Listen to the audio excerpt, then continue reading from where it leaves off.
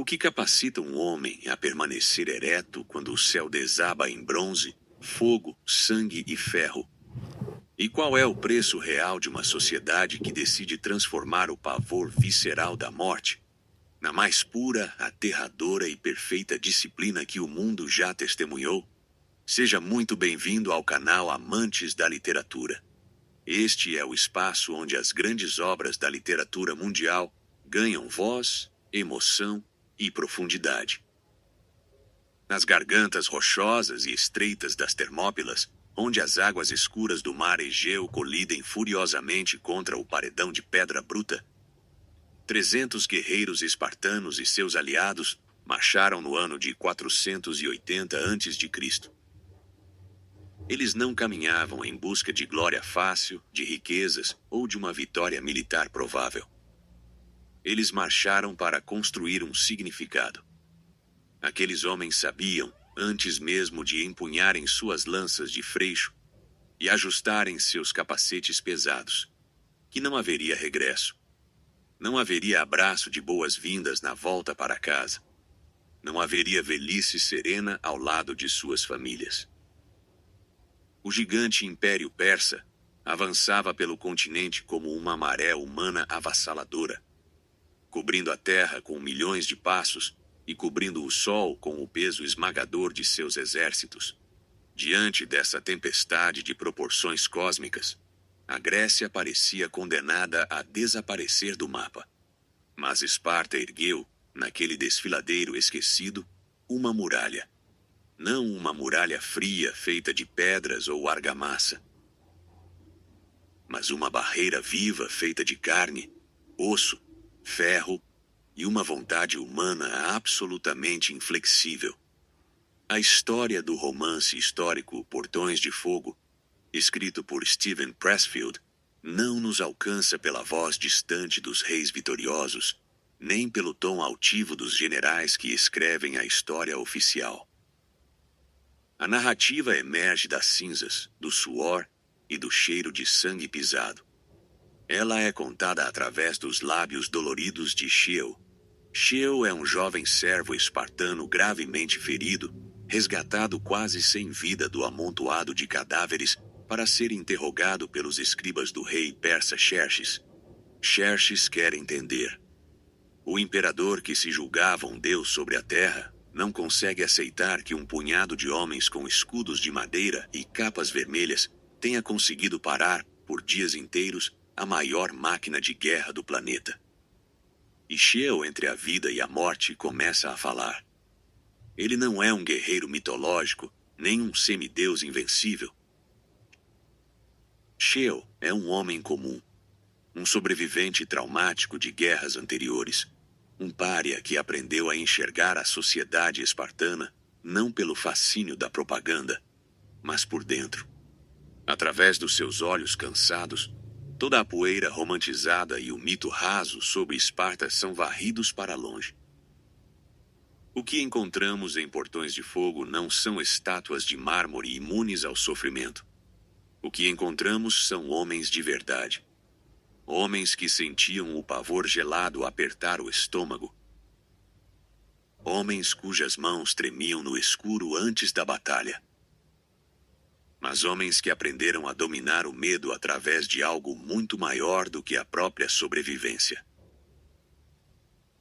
Para compreender o que aconteceu naqueles dias sangrentos nas Termópilas, o romance nos arrasta para trás no tempo. Ele nos conduz até as entranhas do Agoge. O Agoge era o lendário e brutal sistema de educação e formação militar de Esparta. Desde os 7 anos de idade, os meninos espartanos eram retirados do convívio familiar e lançados em um regime de privação, frio, fome e dor constante. Mas ao contrário do que muitos pensam, o objetivo do Agoge não era criar monstros insensíveis ou máquinas assassinas sem cérebro.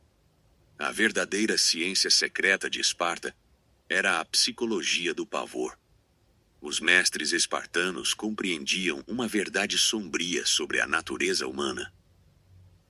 No caos sangrento de uma batalha corpo a corpo, A coragem individual é uma ilusão extremamente frágil.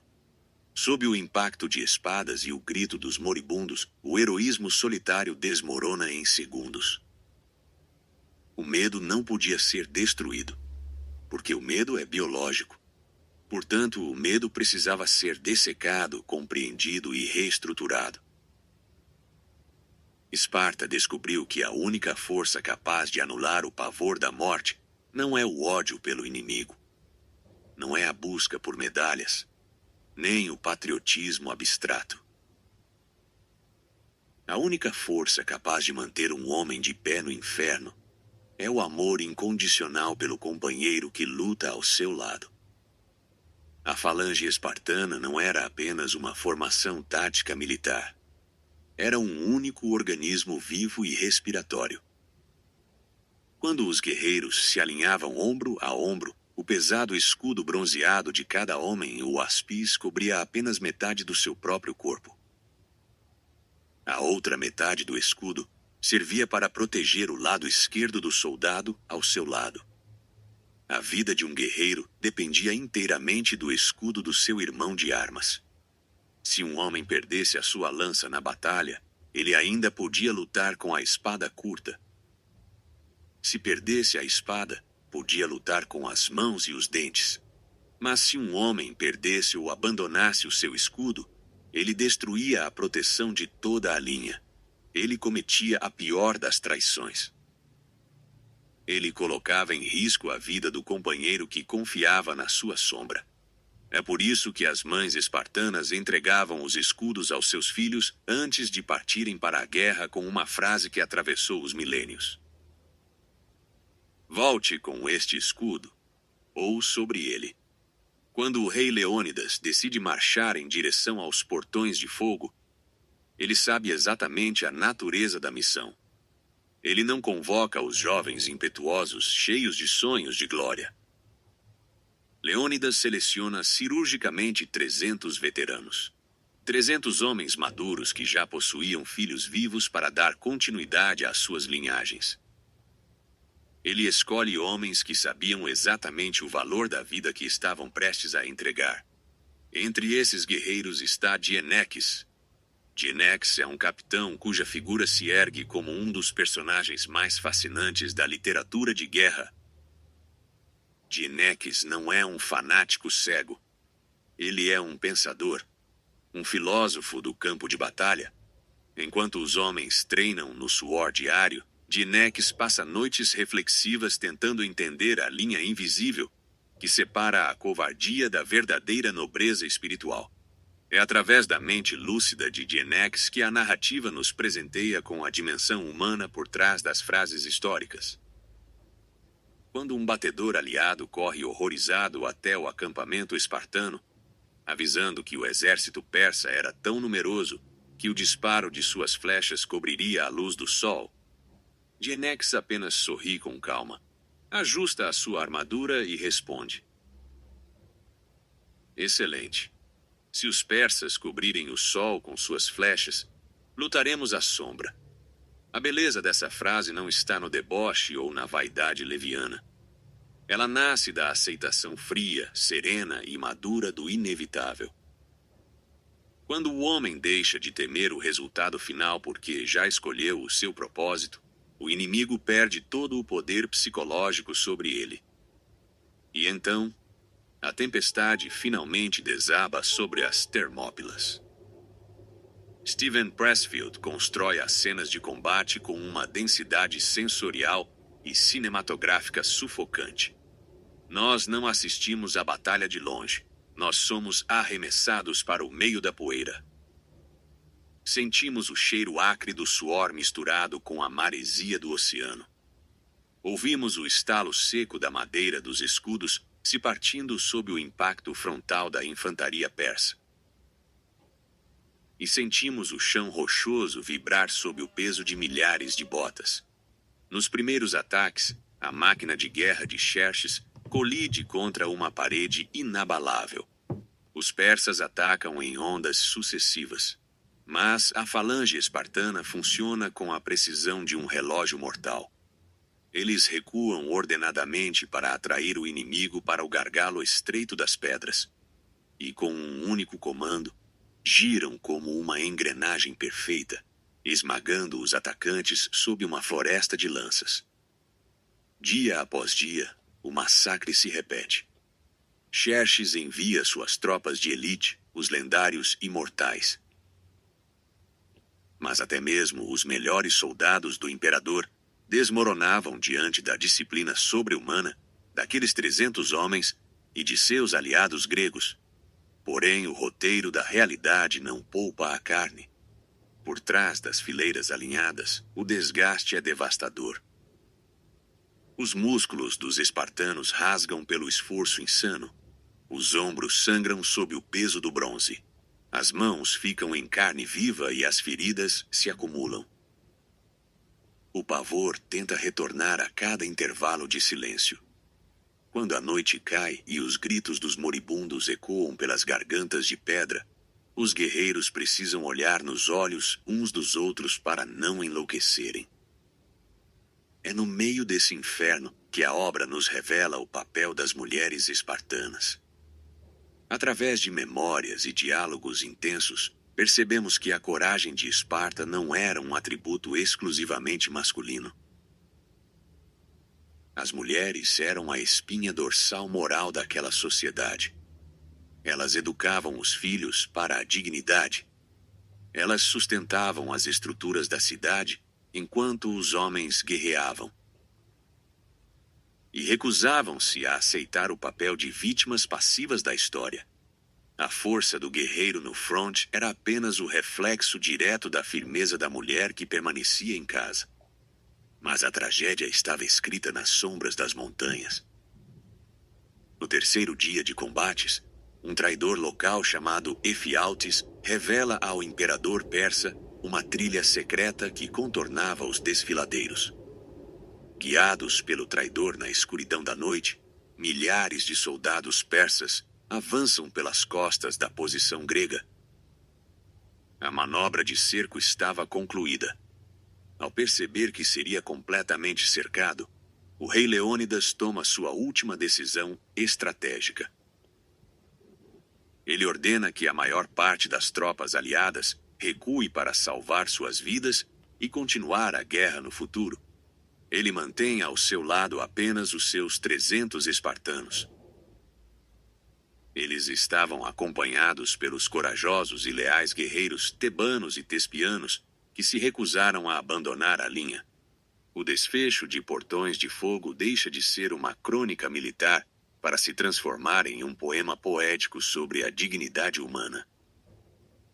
Cercados na frente e na retaguarda, exaustos, famintos e cobertos pelo próprio sangue e pelo sangue dos inimigos, os últimos guerreiros recuam para uma pequena colina.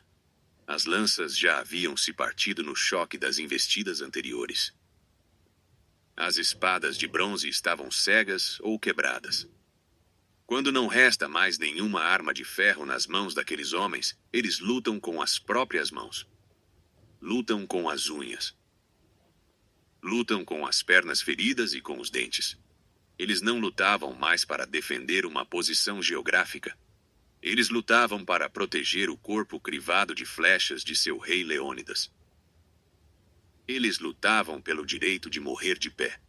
Quando a última salva de milhares de flechas persas finalmente cobre os céus e cai sobre a colina, silenciando o último suspiro espartano, o chão das Termópilas torna-se um santuário de dor e glória.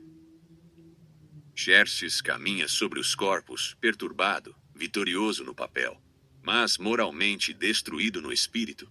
Ele havia conquistado o desfiladeiro, mas compreendeu que jamais conseguiria conquistar o coração daquela gente. A narrativa de Steven Pressfield desnudou com perfeição a grande pergunta que a antiguidade deixou cravada para a posteridade. Por que uma derrota militar tão absoluta se transformou no maior símbolo de resistência e liberdade da história da civilização ocidental? A resposta não está na estratégia dos generais, nem na violência do combate.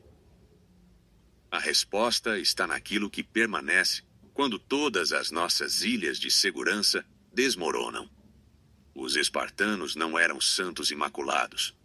A sua sociedade possuía contradições profundas e sombras inevitáveis. Mas, nas Termópilas, diante do fim absoluto, eles nos mostraram do que a condição humana é capaz quando se recusa a ser subjugada pelo medo.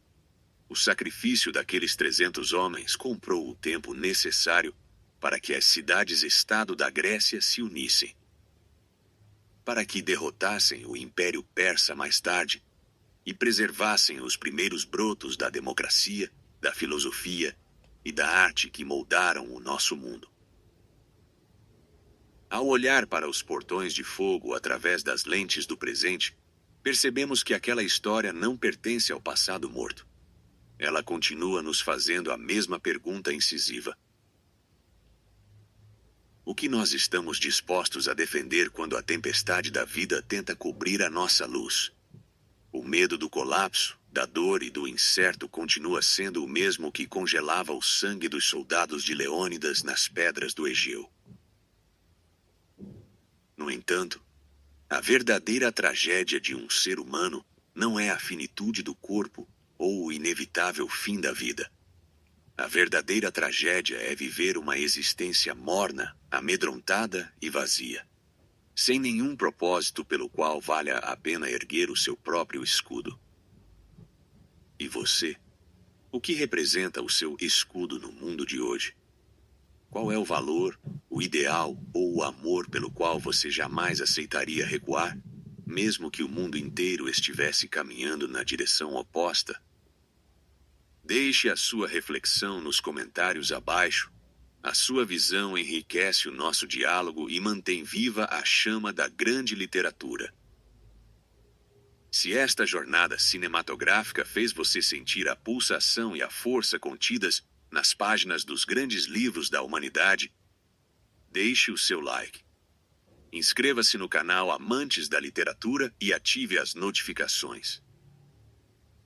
Assim, você garante que estará conosco nas nossas próximas viagens pelo coração dos maiores clássicos do mundo.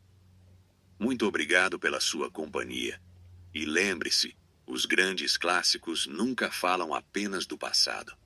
Eles continuam revelando quem somos. Até o próximo vídeo.